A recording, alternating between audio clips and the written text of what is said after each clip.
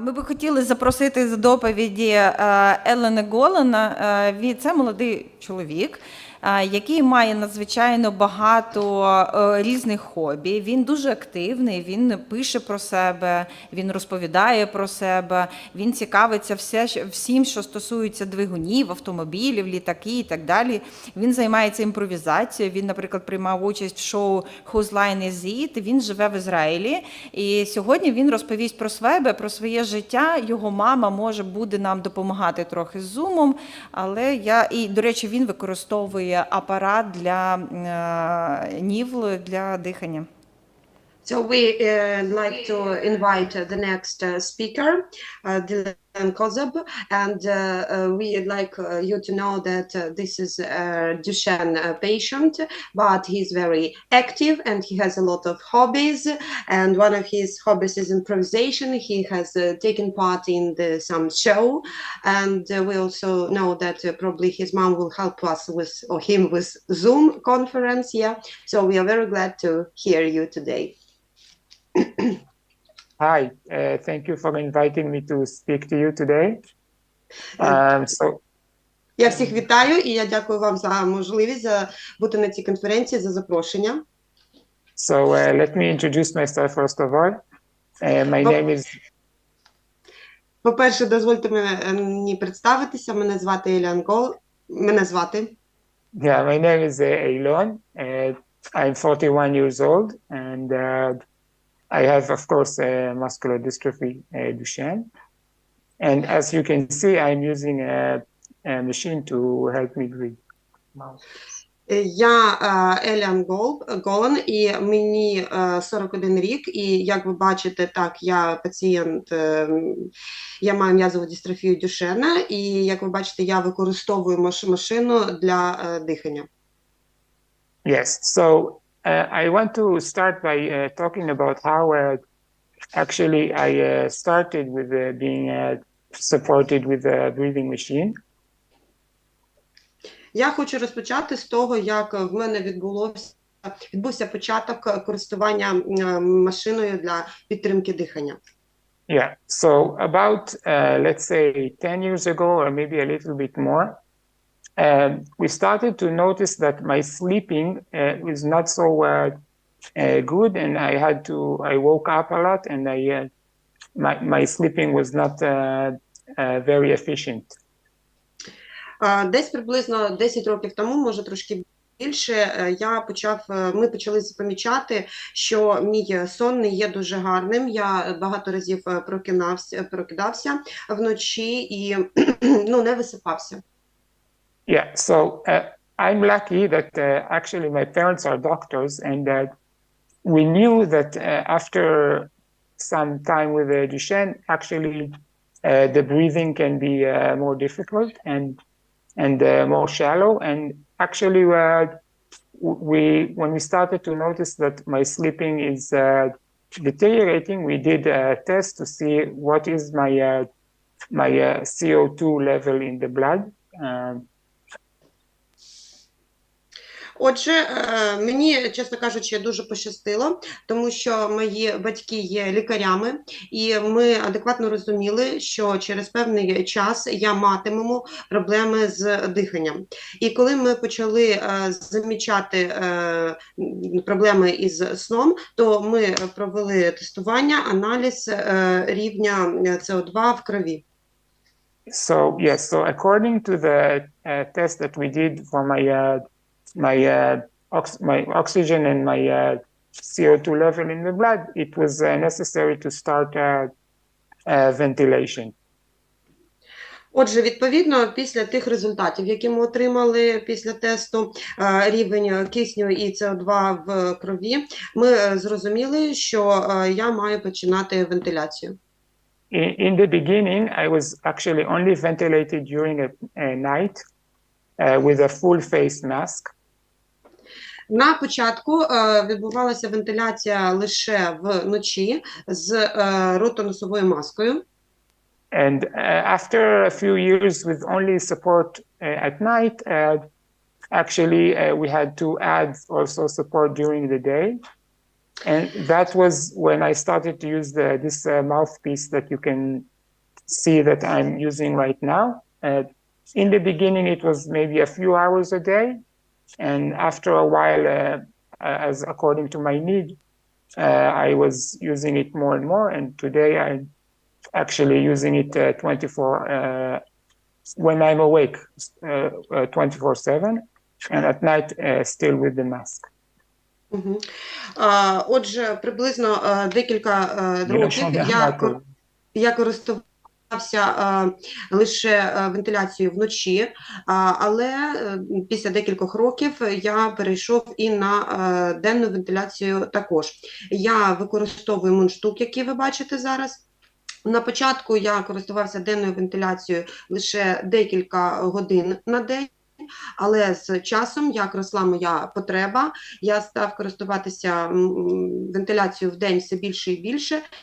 Наразі відбувається вентиляція 24/7, але протягом дня я використовую мундштук, а вночі я все ще використовую ротоносову маску.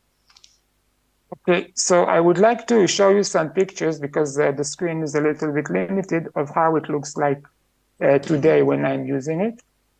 Так, я хочу вам продемонструвати декілька фото, як виглядає ця машина, як я нею користуюся. Can you see the picture now?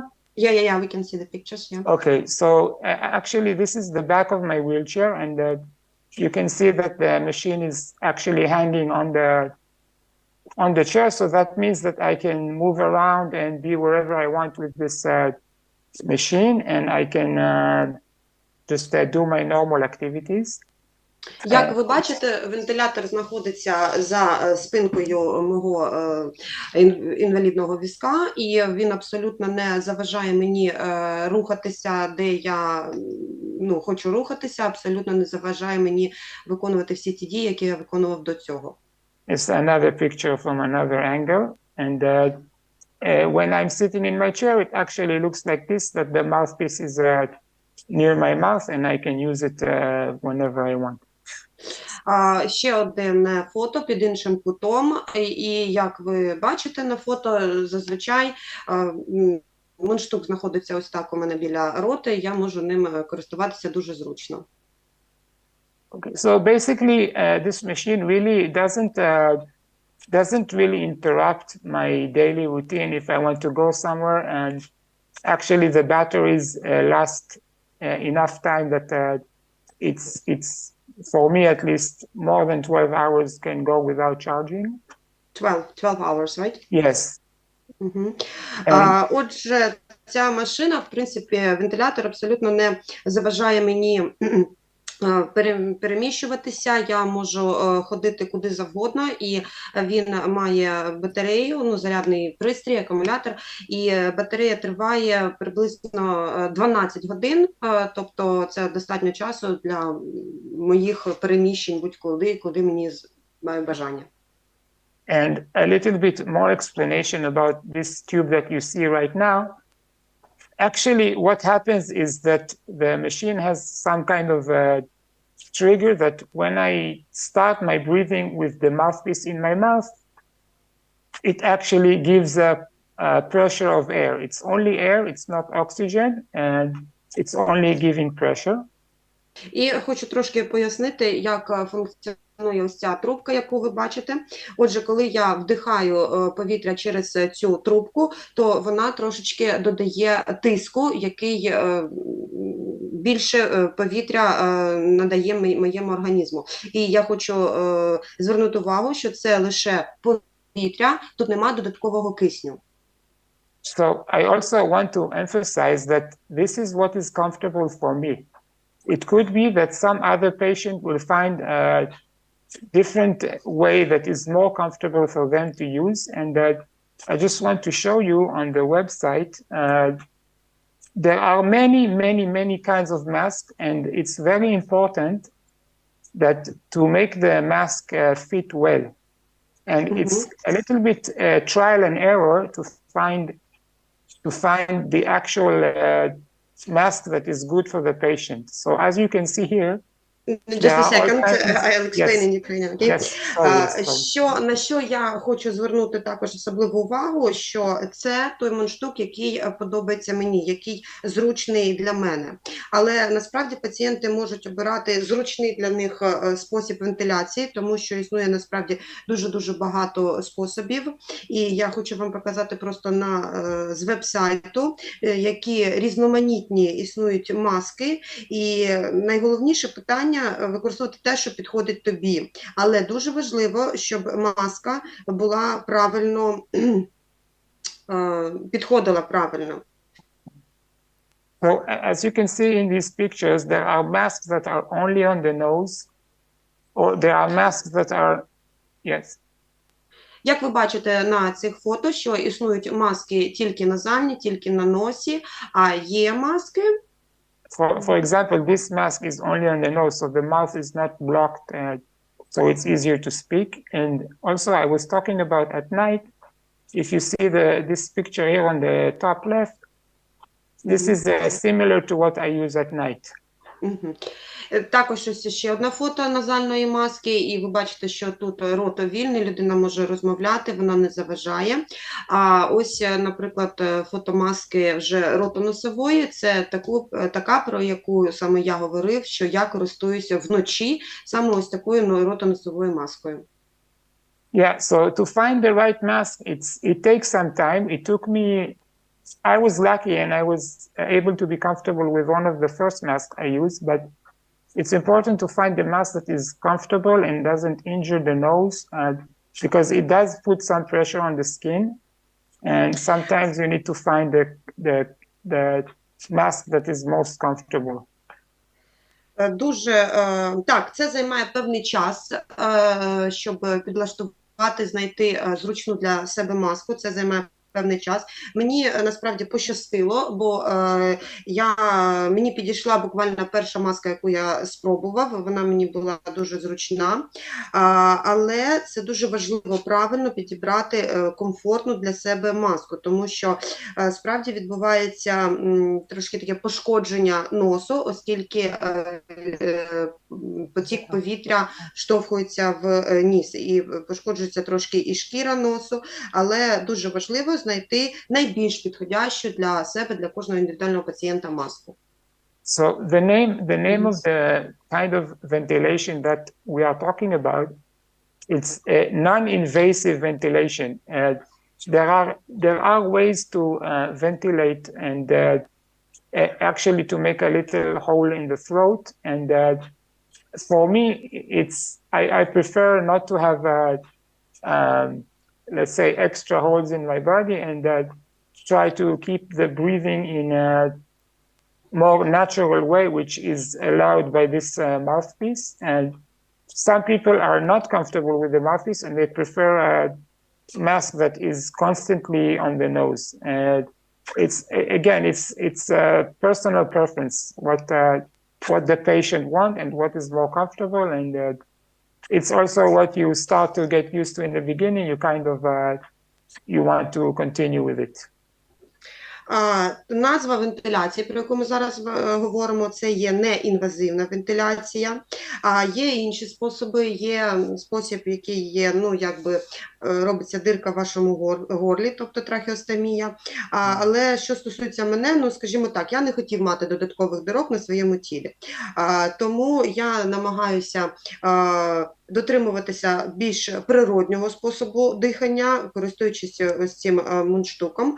Але ще раз зазначу, що є люди, які користуються назальною маскою, вона для них більш приваблива, більш зручніша. Тобто це питання особистих рішень, те, до чого ви звикаєте. Yes, I think that's mostly what I have to say. I just want to mention a small side effect of using this way of breathing. Sometimes it can actually make air go into the stomach, and it can cause some problem in the stomach, a little bit pain and like extra gas. Like it's not really something that I know that can prevent, and actually with higher pressure it's more of an issue, but it's not something that it's impossible to cope with. Yeah, overcome. It's not a big deal, and the actual benefit that I can continue my activities and not exhaust myself just by trying to breathe. It's a very, very good benefit that I can be social and go out and do any activity that I want. And as you mentioned in the beginning, even acting in an improvisation show is also a possibility. So actually, really no hindrance to what you want to do, anything you want to do. Just a second. Також я ще хочу зазначити один такий момент, ну такий, скажімо, побічний ефект використання вентиляції. Справа в тому, що так, цей апарат виштовхує повітря в мій організм, і іноді повітря, ну, якби доходить до шлунку.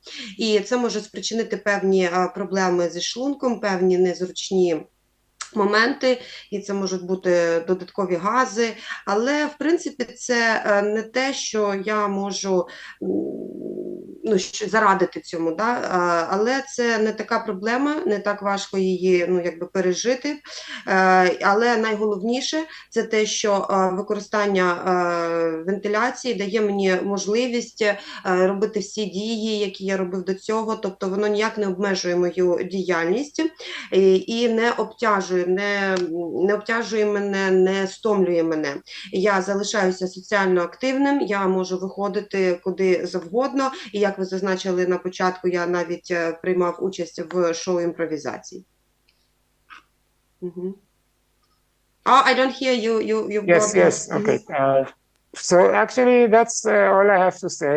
Thank you for inviting me, and I wish that peace will come to your country very fast, and we are all very hopeful that these violent actions will cease very soon. And thank you very much. If there is any question, I'd be glad to ask, and I'm also available on email. Margarita has my email, and you can contact me, no problem. And that's it. Thank you very much. В цілому, це все, що я мав сьогодні розповісти. Отже, я дякую за запрошення, і я дуже сподіваюся на те, що мир найшвидше прийде в вашу країну, і ці всі жорстокі дії найшвидше зупиняться. Якщо є якісь питання, я готова відповісти, а також я з радістю відповім на будь-які питання на імейл.